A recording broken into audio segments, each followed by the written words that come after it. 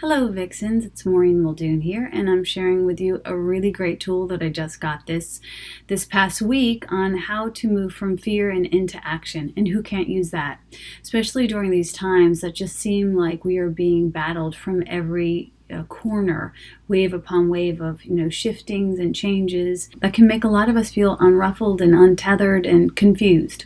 So it's a great time to implement some sincere tools. And this tool was given to me by a great little vixen down in Florida. Her name is Christine Venue.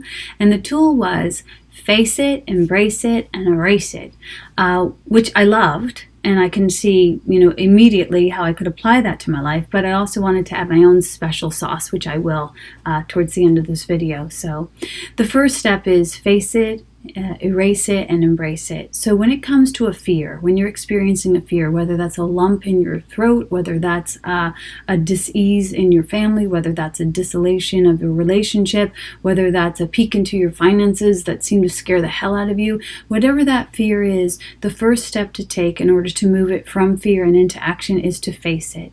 And we usually don't use that tool. What we usually do is we fear it, we freeze over it, we get into inaction around it, we fantasize around it like, oh, this will just go away, let's not deal with it, or we fight it. And fighting it isn't really optimal use of our energy either. The first thing we want to do is just face it. All we have to do is face it. Get curious around it. The next step is to embrace it. And so A Course in Miracles tells us that it's either love or a call for love. And if this little rough patch is a call for love, then what we're called to do is to love it. Sometimes there are people in our lives who I call our greatest teachers. And they also require that we extend a greater degree of grace. And so when it comes to these situations or these people, it's just almost a sign to us that or a symbol to us that we actually have greater grace to give and that we're the ones to do it. So you are the one to move forward and to actually bring love to this darker corner of the world. So face it, embrace it, meaning to love it. And if you do number one and number two, you'll usually have the experience of having it be erased for you. Like you don't even have to erase it if you face it and you get curious with it and you begin to love it. But the final special sauce that I wanted to add was to replace it. And to replace it means to take all of that energy and all of that, the worry, that concern, all of that waking up in the middle of the night type energy, all of that, trying to figure it out energy, and putting it on the back burner, and then putting on the front burner something that you're going to replace it with.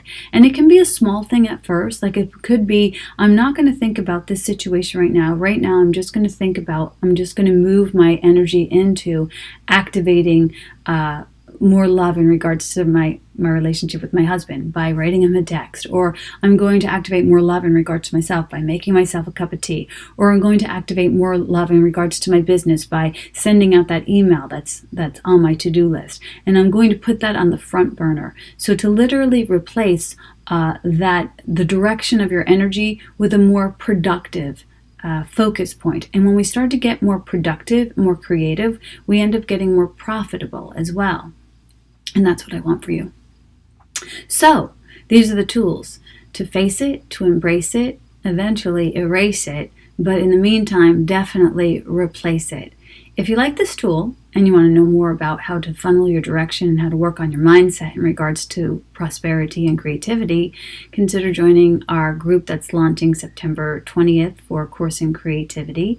And in the meantime, go ahead and share this video and like it, and most of all, work it, because it works when you work it. And if I can do it, anybody can do it. God bless. Namaste.